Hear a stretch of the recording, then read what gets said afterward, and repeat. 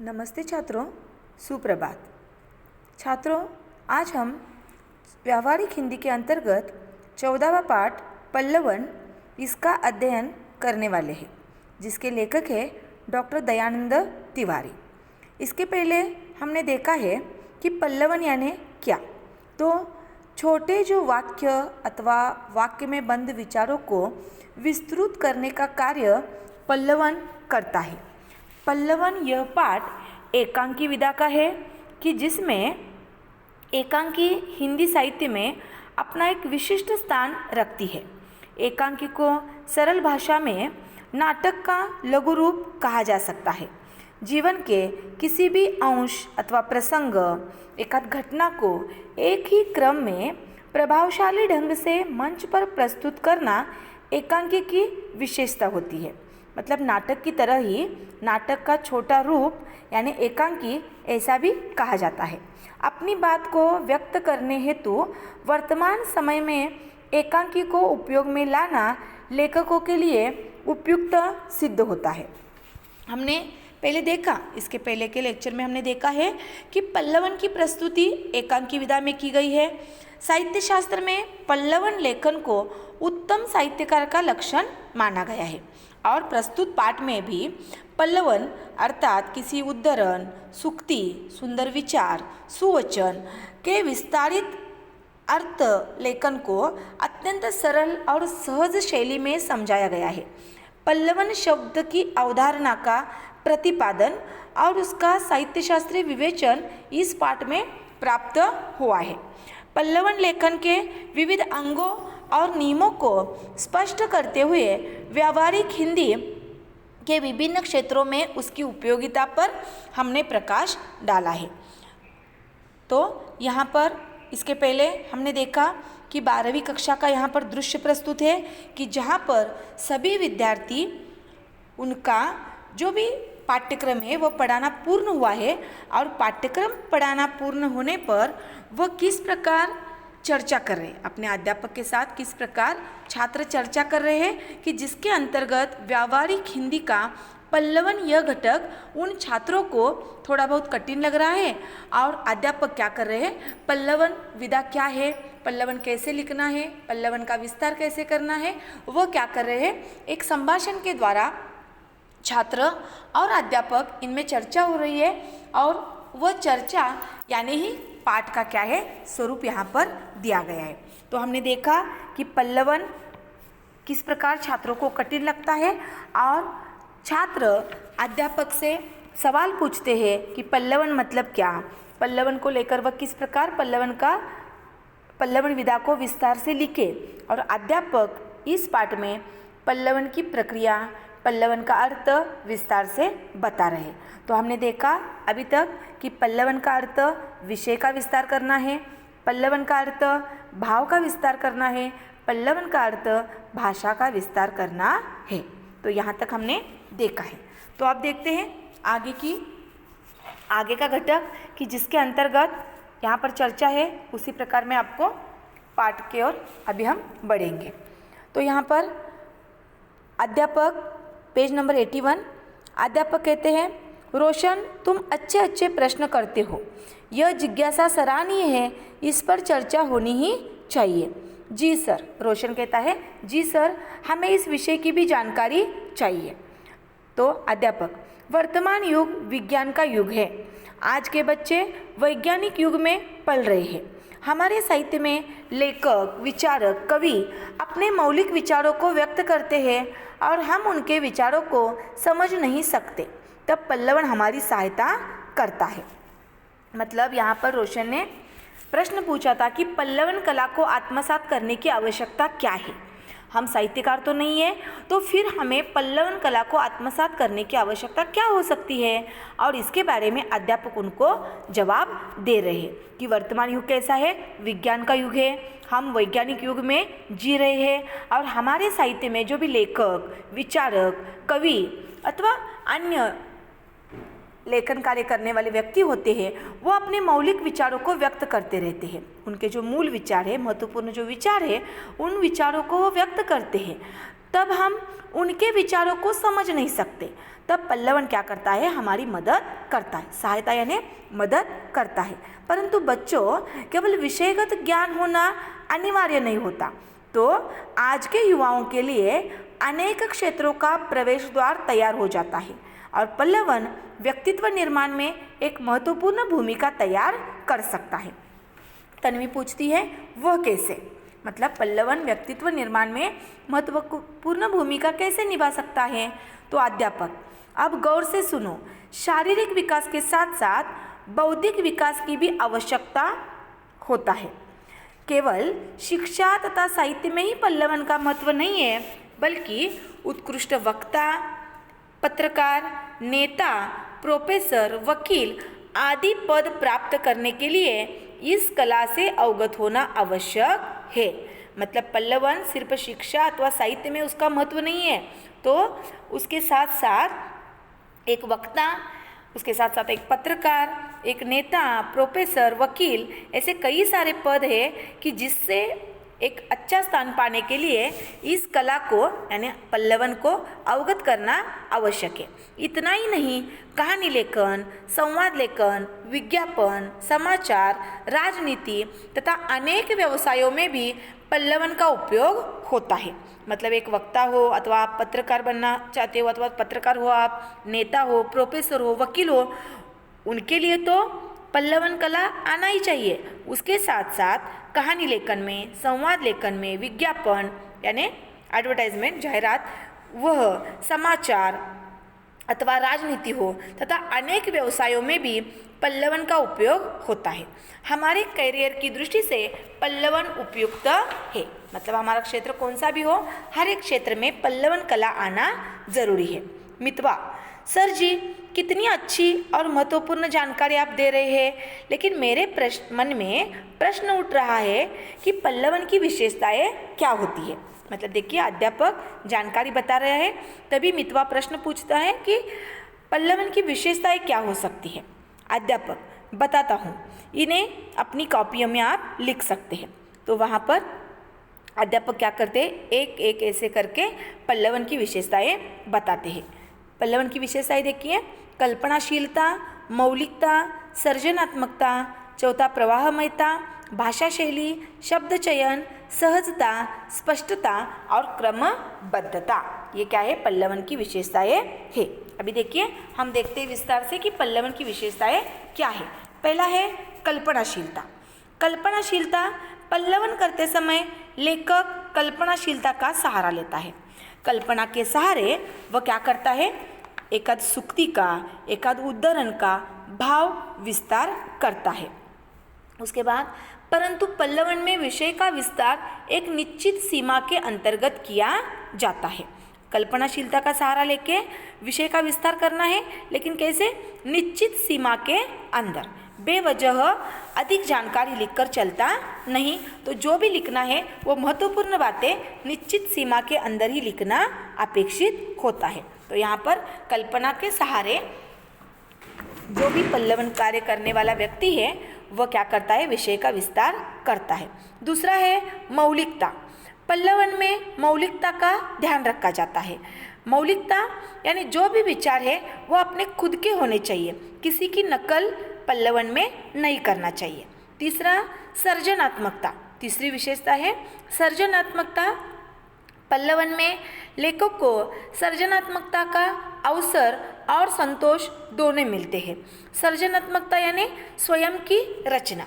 जो भी पल्लवन करने वाले हो वह किसी की नकल न हो, किसी की कॉपी न हो, तो वह खुद की अपने मन के विचार वहाँ पर प्रस्तुत होना आवश्यक है। उसके बाद चौथा है प्रवाहमयता। पल्लवन में प्रवाहमयता होना आवश्यक है। लेखक को इस बात का ध्यान रखना पड़ता है कि पाठक को पढ़ते समय बीच बीच में किसी प्रकार का अवरोध अनुभव न हो। यानी जो भी आप विषय का विस्तार करने वाले हो, विषय का बहाव, जो भी प्रवाहमयता, जैसे पानी का प्रवाह होता है कि वह जो आगे बढ़ता जाता है, वैसे जो भी आप विचार प्रस्तुत करने वाले हो वह एक के बाद एक ऐसे बहते जाने चाहिए। मतलब हमारे मन में अथवा पाठक के मन में द्विधा निर्माण नहीं होनी चाहिए कि हम पढ़ क्या रहे हैं, बीच में दूसरा कुछ विषय आ रहा है, ऐसा उन्हें नहीं लगना चाहिए। तो विषय दूसरा बीच में ही नहीं आना चाहिए, एक के बाद एक जो भी विषय है उसको आगे बढ़ाते हुए अपने विषय, अपना विचार वहाँ पर प्रस्तुत होना आवश्यक है। जैसे पानी का बहाव एक समान आगे बढ़ता है, वैसे ही विषय का विस्तार आगे बहना चाहिए, प्रवाहमयता उस विस्तार में दिखाई देनी जरूरी है। ठीक है। पांचवा है भाषा शैली। पल्लवन करते समय लेखक को भाषा का ज्ञान, भाषा का विस्तार जानना आवश्यक है।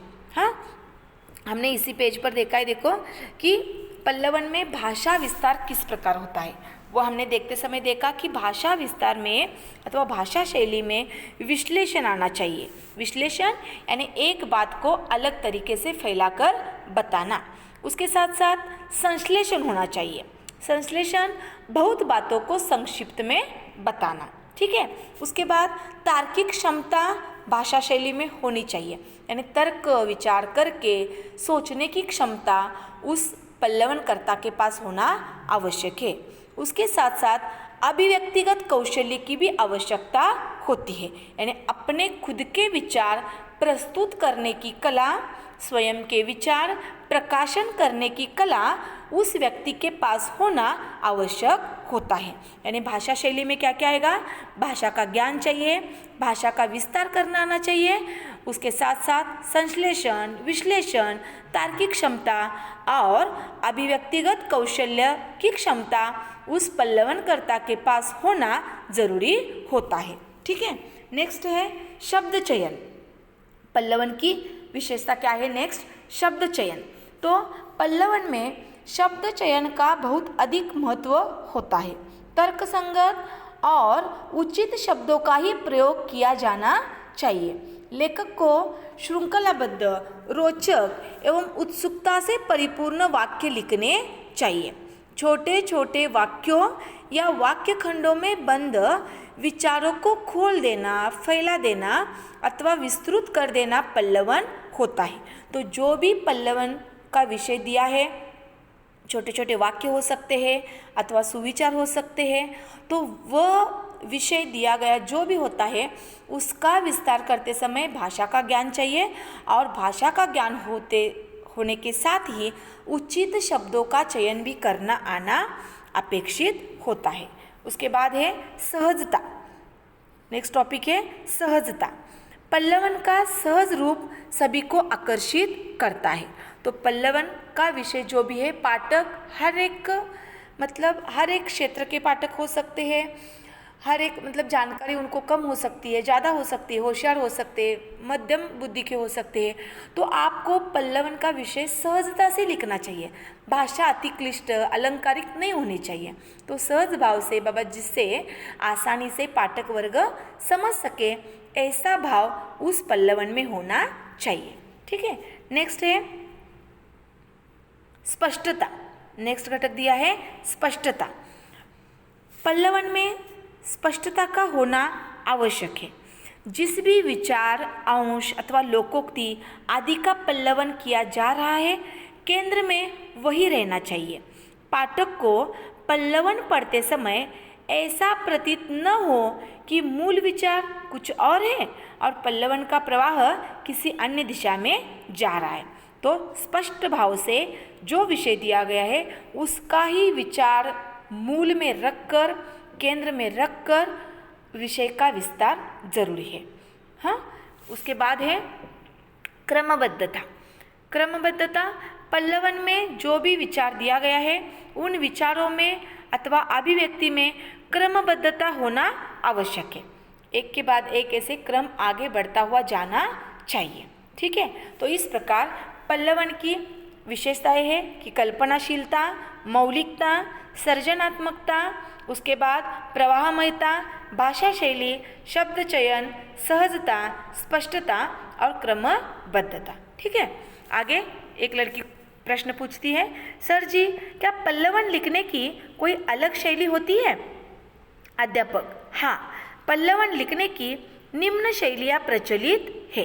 तो वह अध्यापक क्या करते हैं, कौन सी पद्धति से अथवा कौन सी स्टाइल से पल्लवन लिखा जाता है, यह छात्रों को बता रहे हैं।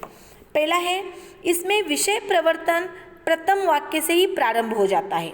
इसमें इधर उधर बहकने एवं लंबी चौड़ी भूमिका बनाने की कोई आवश्यकता नहीं होती।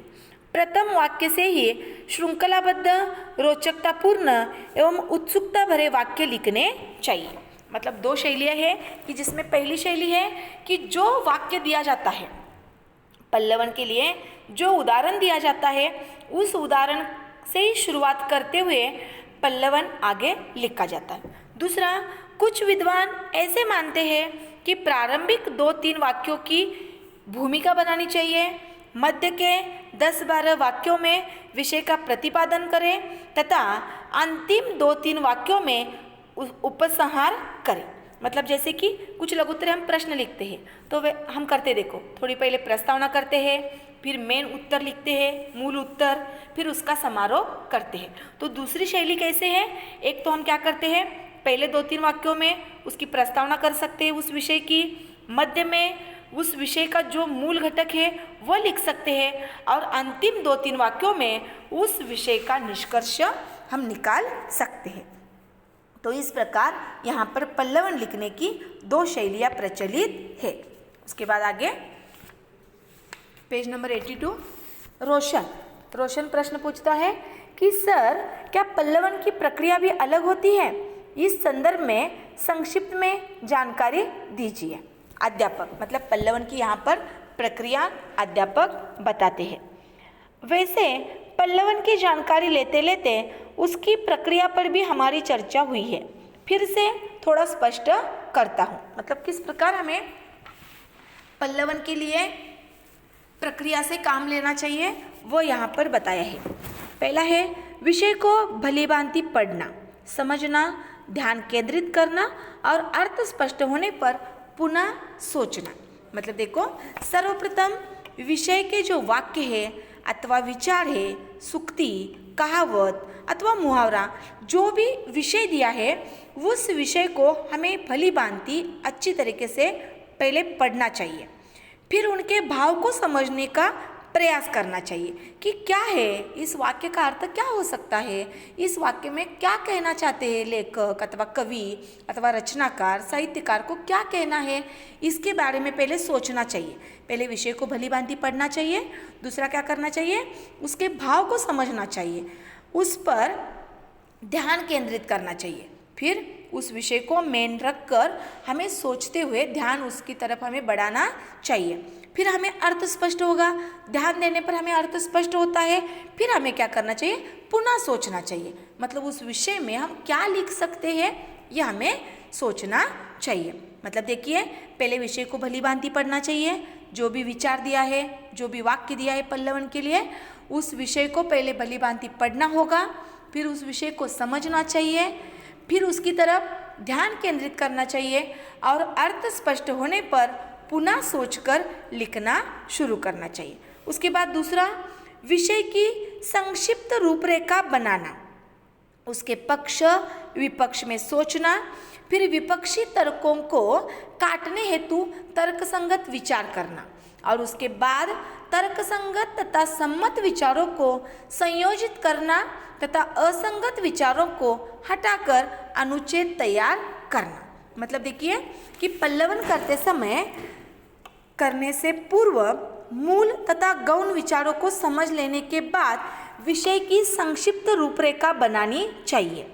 मूल तथा गौण विचारों के पक्ष विपक्ष में भली प्रकार सोचा जाता है कि बाबा क्या इसमें, अभी एक आध विषय दिया, आपको समझना चाहिए कि इसमें क्या लिख सकते हैं, क्या नहीं लिख सकते, ये पहले सोचना चाहिए। अगर आपको कुछ निगेटिव पॉइंट लग रहे हैं तो वो उसमें न लिखें, और जो सही लग रहे हैं, तर्कसंगत जो लग रहे हैं कि वह जो लिखना महत्वपूर्ण है, ऐसा अगर आपको लगता है, उन विचारों को आपको क्या करना चाहिए, इकट्ठा करना चाहिए और उन विचारों को फिर अलग अलग पैराग्राफों में लिखना आवश्यक है। ठीक है।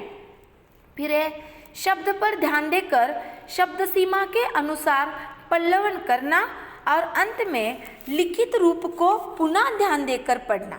और एक बात विद्यार्थियों, पल्लवित किए जा रहे कथन को परोक्ष कथन और भूतकालिक क्रिया के माध्यम से अन्य पुरुष में कहना चाहिए। उत्तम तथा मध्यम पुरुष का प्रयोग पल्लवन में नहीं होना चाहिए। मतलब देखिए कि शब्द सीमा को ध्यान में रखते हुए, शब्द सीमा कितनी कही है, 200 से 300 शब्दों में पल्लवन लिखना आवश्यक है। ठीक है, तो शब्द सीमा को ध्यान में रखते हुए सरल और स्पष्ट भाषा में पल्लवन किया जाता है। पल्लवन लेखन में वाक्य छोटे होते हैं तो लिखित रूप को पुनः ध्यानपूर्वक पढ़ा जाता है। पल्लवन विस्तार में लिखा जाता है। पल्लवन लेखन में परोक्ष कथन यानी प्रत्यक्ष कथन और भूतकालिक क्रिया के माध्यम से सदैव अन्य पुरुष में ही लिखा जाना आवश्यक है। हाँ, अन्य पुरुष में लिखा जाना चाहिए। प्रत्येक मध्यम अथवा उत्तम पुरुष में पल्लवन नहीं लिखना चाहिए। पल्लवन में लेखक के मनोभावों का ही विस्तार और विश्लेषण किया जाना अपेक्षित होता है। तो रोशन, सर जी अब तो हम पल्लवन लिख सकते हैं, आप हमें पंक्तियाँ दीजिए, हम पल्लवन तैयार करेंगे। अध्यापक, अरे रोशन इतनी जल्दी मत करो, पहले उदाहरण के लिए मैं आपको एक दो पल्लवन बना कर देता हूँ, फिर क्या करेंगे, हम आगे उदाहरण का विस्तार करेंगे, ऐसा अध्यापक कहते हैं। तो अध्यापक एक एक करके आपको जो कविता, दोहे, चौपाई जो भी याद है उसे कहिए, मैं उनका पहले पल्लवन तैयार करके दिखाता हूँ, ऐसे अध्यापक कहते हैं।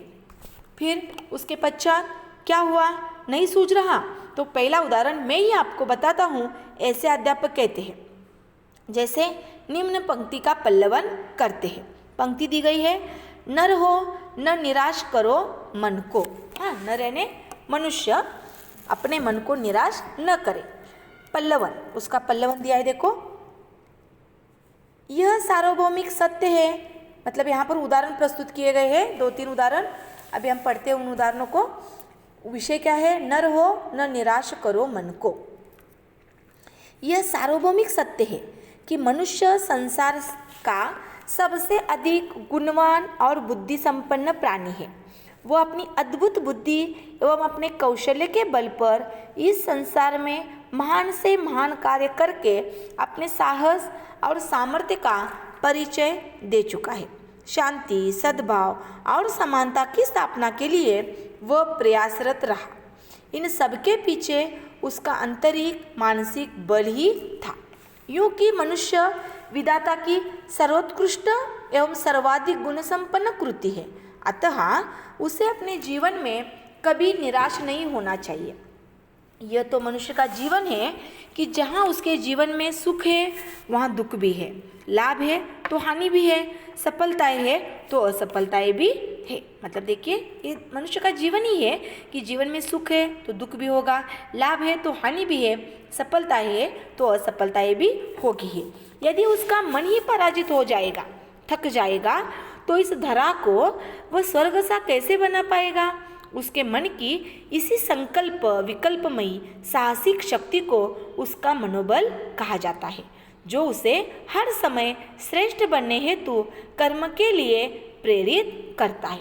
मतलब ही जो भी हम अच्छा कार्य करते हैं संसार में, जो भी हम अच्छा कार्य, महान कार्य कर रहे हैं, उसके लिए मनोबल होना आवश्यक होता है। और अगर हमारा मन ही निराश होगा तो हम अच्छा कार्य नहीं कर सकेंगे। इसलिए मनुष्य को अपने मन को निराश नहीं होने देना चाहिए। ठीक है। गीत आगे दिया है। गीत कहता है, जी सर अब हमें समझ में आ गया। सर मैं एक सूक्ति जानता हूँ, क्या आप उसका पल्लवन करके दिखाएंगे। तो यहाँ पर गीत ने क्या किया है, एक उदाहरण दिया है अध्यापक के सामने। अविवेक आपदाओं का घर है। सूक्ति क्या है, अविवेक आपदाओं का घर है।